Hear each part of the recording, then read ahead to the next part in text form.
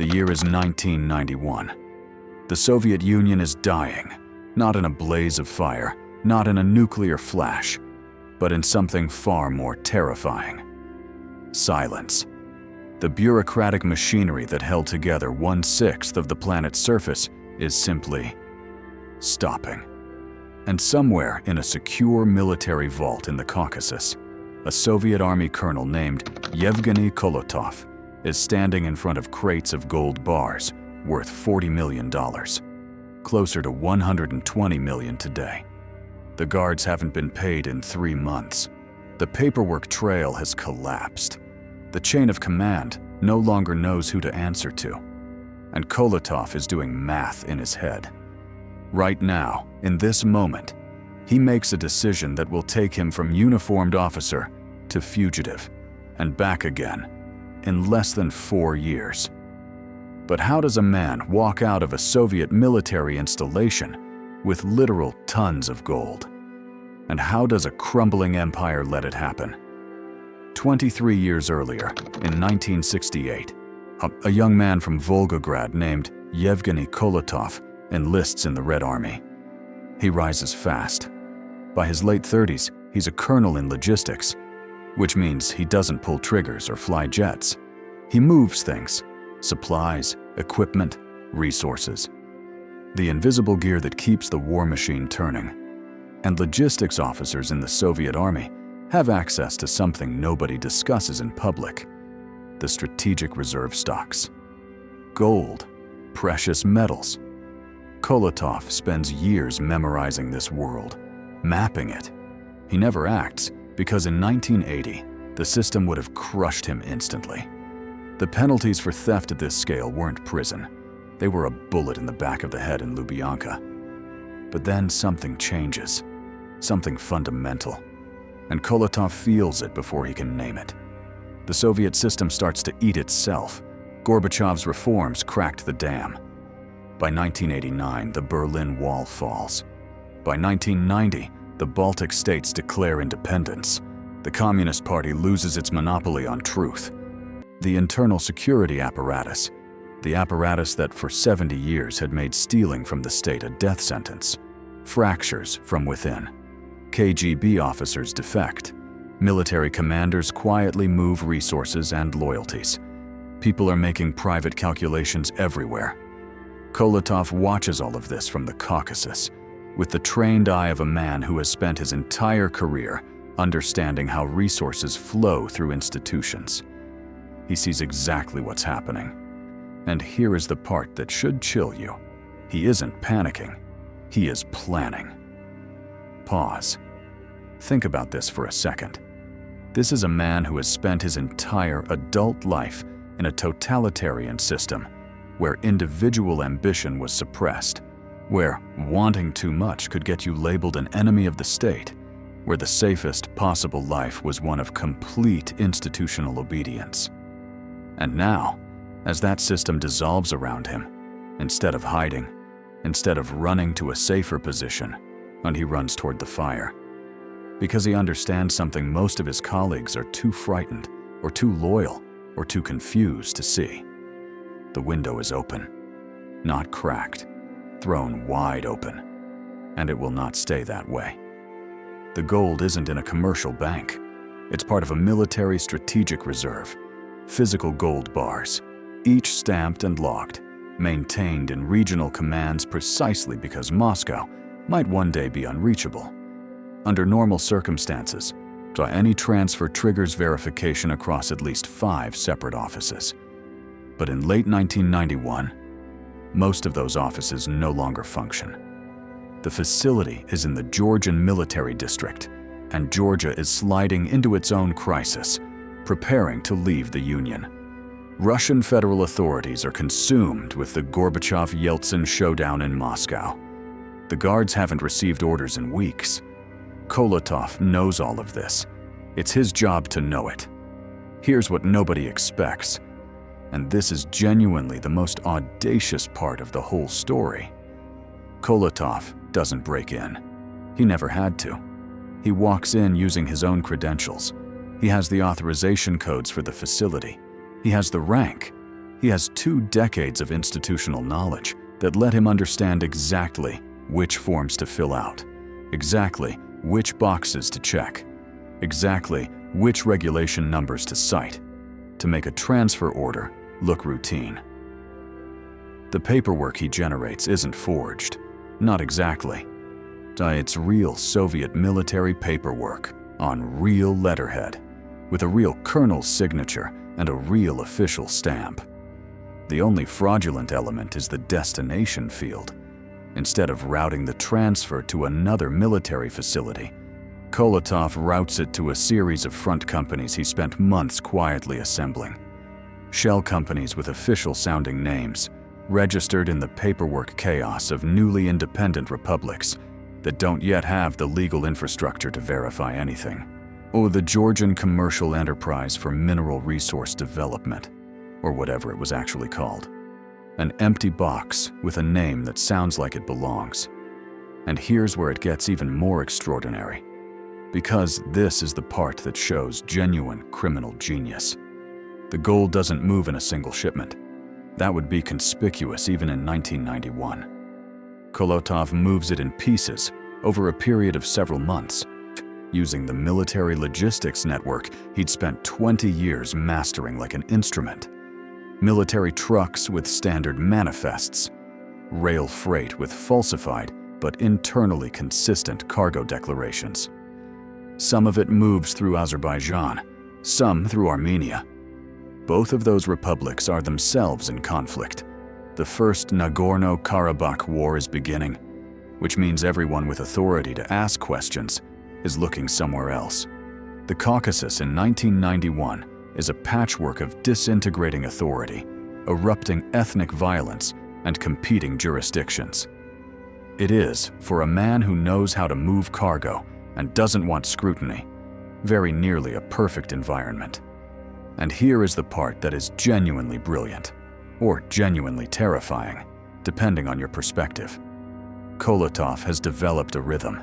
He moves a shipment during periods of maximum political distraction, on every time a crisis in Moscow erupts on television, every time Yeltsin climbs on a tank, every time Gorbachev disappears for 4 days during the August coup, another transfer clears.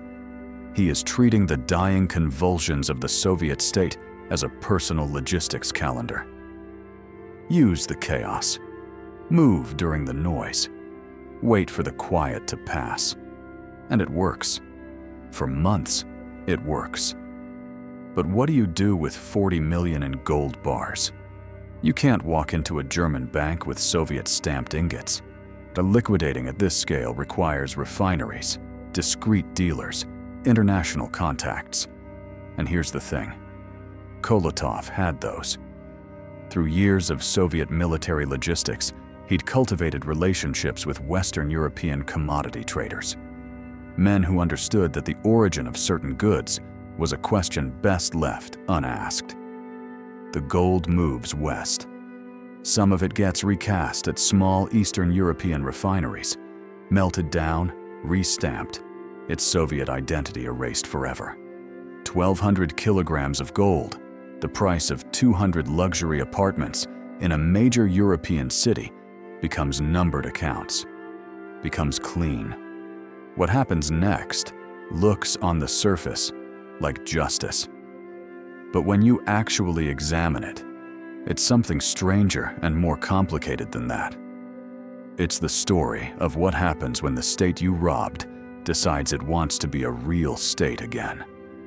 Kolatov leaves his post in late 1991. He's logged as absent without leave, just one name in a sea of thousands of Soviet military personnel who simply evaporate during the dissolution. Nobody prioritizes the search. The Russian Federation that officially emerges from the ruins of the USSR on December 25, 1991, has considerably more pressing problems than tracking down a missing logistics colonel from a Caucasus command. In 1992, traces of Kolatov appear in Germany. He's moving money, so he's living comfortably under a false identity. He's conducting himself with the careful discipline of a man who knows he's being hunted in theory, if not yet in practice. By 1993, he's connected to accounts in Cyprus, the island nation that by this point has become the preferred laundromat for Russian capital flight, legal and criminal alike.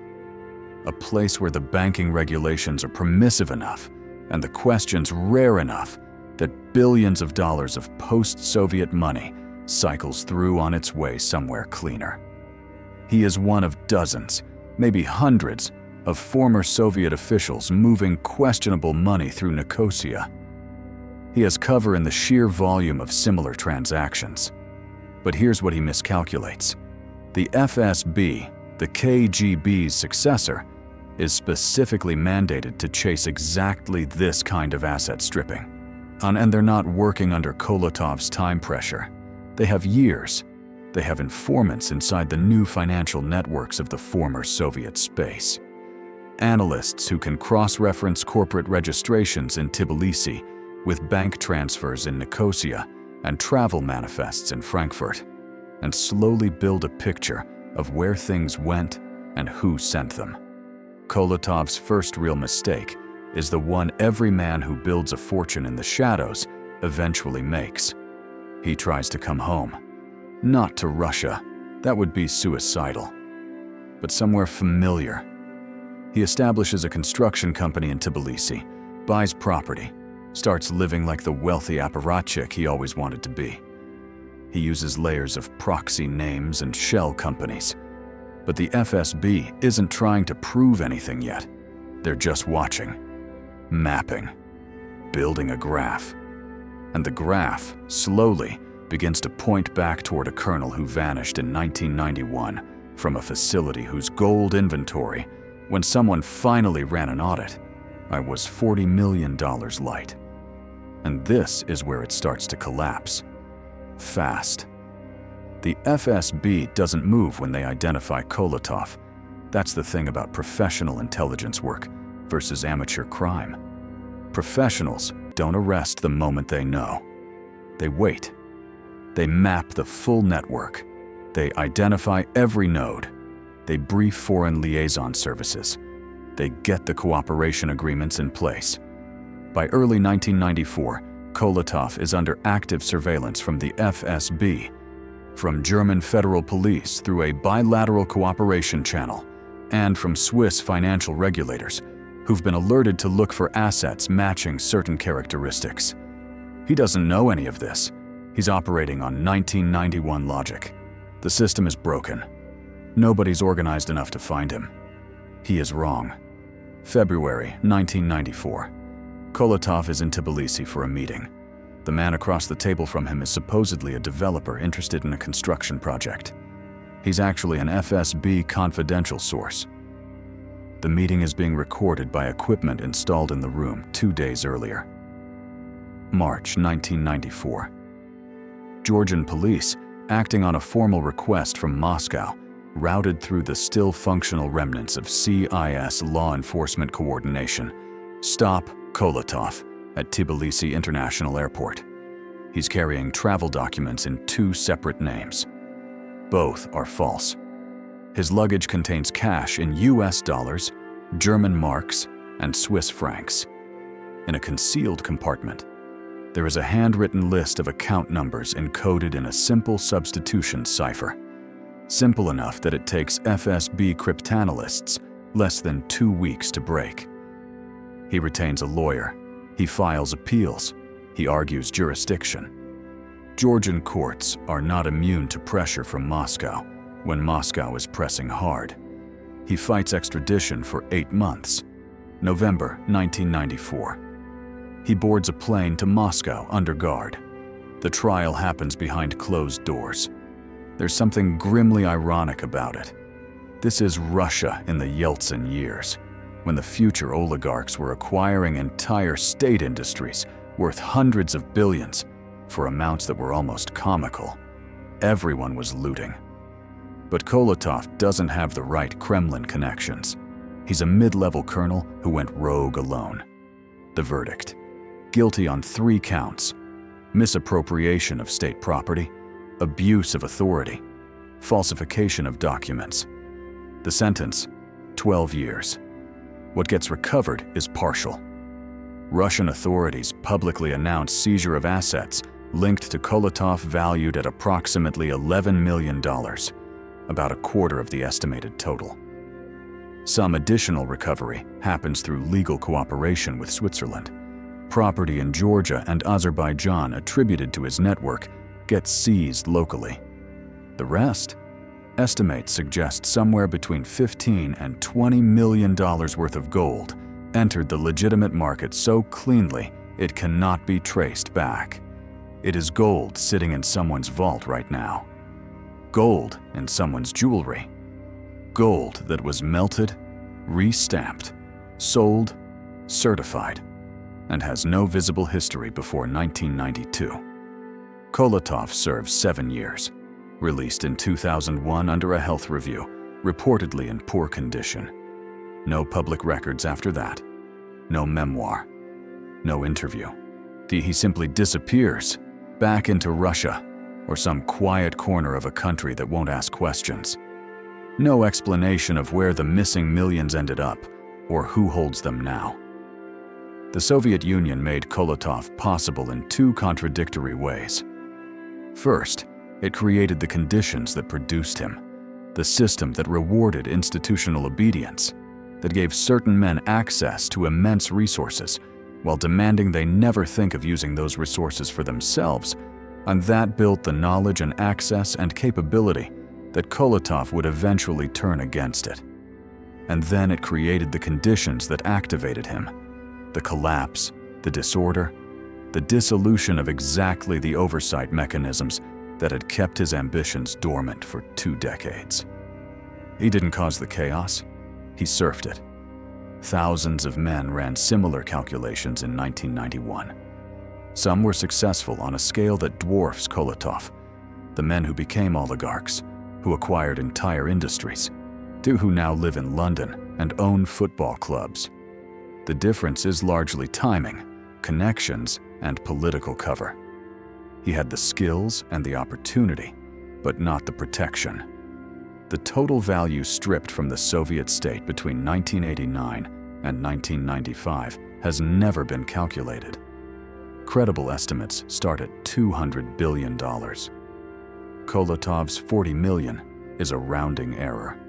A documented case that happened to get solved, mostly, while the larger thefts were never seriously investigated, because the people doing the investigating were themselves participants. The vault in the Caucasus was decommissioned sometime in the mid-90s. The building, according to the few sources who have visited the site, now serves as storage for agricultural equipment belonging to a local cooperative. There is no sign on the door. There is no historical marker. There is no acknowledgement that anything significant ever happened there. Just empty concrete walls and the smell of old machinery, and, somewhere in the silence, the faint trace of a decision made by a man with a stamp and a signature and a whole empire dying around him, who looked at the chaos and decided, now is the moment, and reached out and took it. If you made it this far, drop a like on this video and hit subscribe. We put out true stories like this one every week, and I promise you, some of the ones coming up are even harder to believe than this.